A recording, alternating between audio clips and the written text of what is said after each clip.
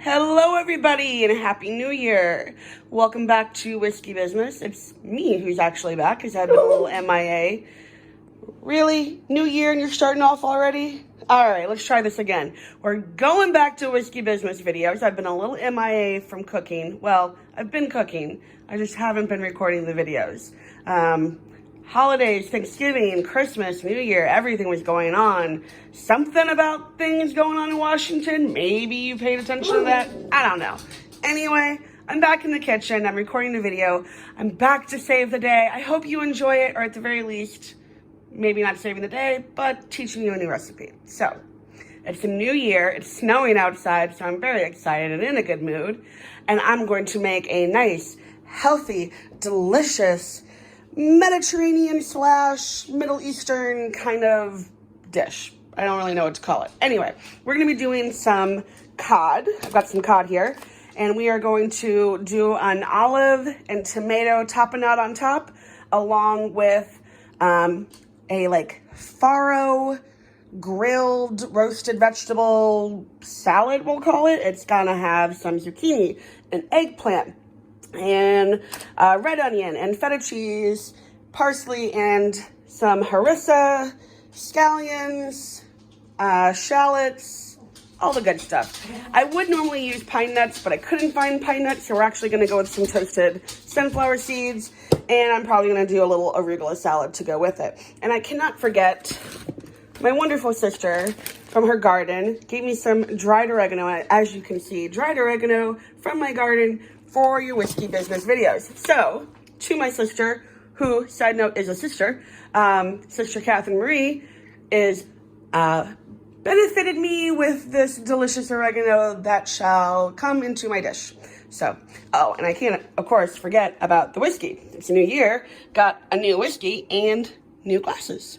So this is Legend, however you want to say it. It's a celebration of the craftsmanship of Kentucky bourbon balanced with the artistry of Japanese blending. So, you know, harmony in a glass, harmony on a plate, hopefully harmony in a new year. Let's get cooking. All right, to start off, we are going to rinse our farro under some really cold water, just like you do with legumes or beans. You want to give them a good rinse. You know, they might have just a little something on them. So give them a good rinse under some cold water. And then, that's good. Then we can get this into the pot. And I'm going to cook this with chicken broth. Farro, if you've never had it, it's a Mediterranean grain. Really, really tasty. It's got kind of the texture of rice, but more of a nutty flavor. Kind of like a cross between, barley, maybe. Barley, and which is what I kind of wanted, was barley, but they didn't have it, so I went with farro. I love it. It's got a really nice, creamy, nutty texture to it. It's delicious, and it takes on whatever flavor you're cooking it with.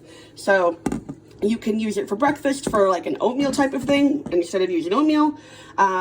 Great in soups, great in salads, great as a side dish, instead of a pasta.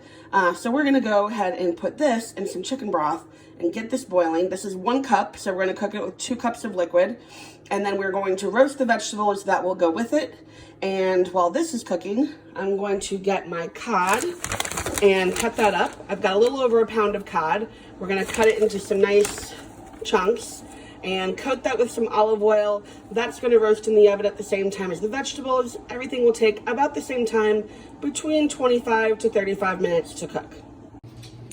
Got my chicken broth. I'm going to bring this to a boil before I add the farro.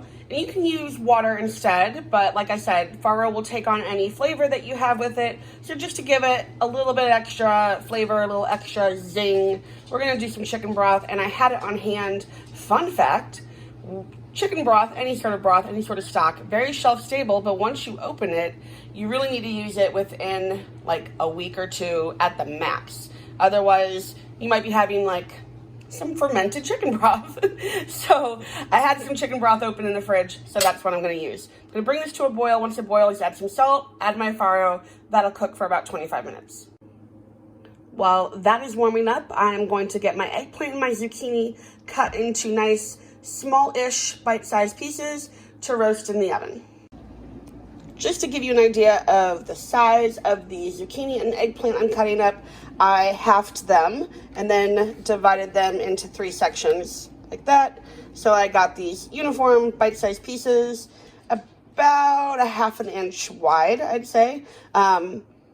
You know, nice bite-sized piece, and keep in mind that in the oven, they're gonna shrink down a lot. Zucchini and eggplant have a lot of water in them, so when you cook them, they're gonna shrink down to about half their size. So good size to go with the farro and have nice little bite-sized pieces.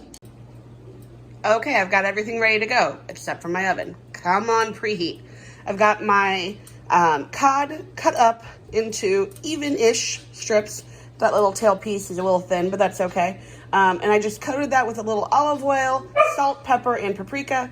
Same thing with my eggplant and zucchini. Salt, pepper, paprika, but instead of the olive oil, just a little bit of the olive oil spray underneath and a light coating on top. I don't want this to get too mushy, and it's not gonna get like most roasted vegetables where they get dark and crunchy. Like I said, these have more water in them, so they're not going to look like that. So I don't expect them to look like that. But they're going to get smaller and have a little bit of a char or like a crunch to the skin on them. And this is starting to boil, so I can add my farro. And as you can hear, let my dog out because she's barking at the door. And now we cook. Got my farro in. Gonna bring that back up to a boil. Everything is going to cook for about 25 minutes. You can put your fish on some parchment paper, but you can also just spray that pan and it shouldn't stick. You shouldn't have any problems with it. So now we wait. And by wait, I mean we drink our whiskey.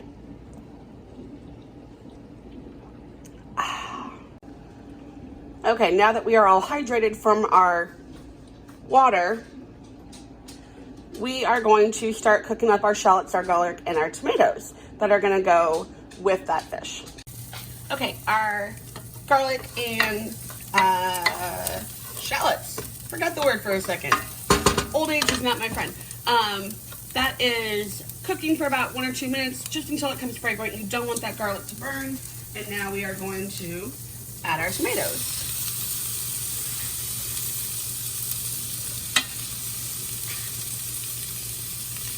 I'm gonna cook these for just a few more minutes until those tomatoes start to pop, and then we're going to add some other seasonings.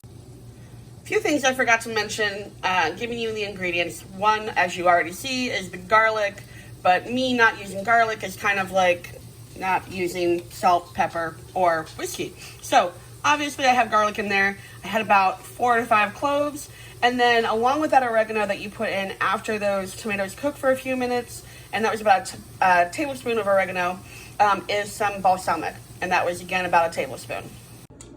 Okay, and my farro salad is done. Everything got done around the same time, so I took my farro out, put it in a bowl, add a generous spoonful of that harissa, tossed in all of my roasted vegetables, chopped up half of a red onion, tossed that in, and then topped it with some of that feta, some of those, no, not pepitas, my husband's trying to help me, sunflower seeds, and some fresh parsley. And there we go. And now here's my cod, and I have just taken a big spoonful again of that tapenade. Little tip, as you're cooking beforehand, when you want your meat to come to room temperature, also have your tapenade come to room temperature. You don't want to put cold tapenade on warm fish. And now we are going to top it with the tomatoes. And there we have our fish with our tapenade and our tomatoes with that balsamic. Looks pretty stinking good. Both of those look pretty stinking good. I'm gonna plate this up and we will enjoy. And ta-da! Looks pretty good. Pretty excited about it. So I hope you like it. I hope you enjoy it. Hit the little bell, hit that notification. Tell me what you like, what you didn't like. Give me some suggestions for future recipes. And have a happy new year.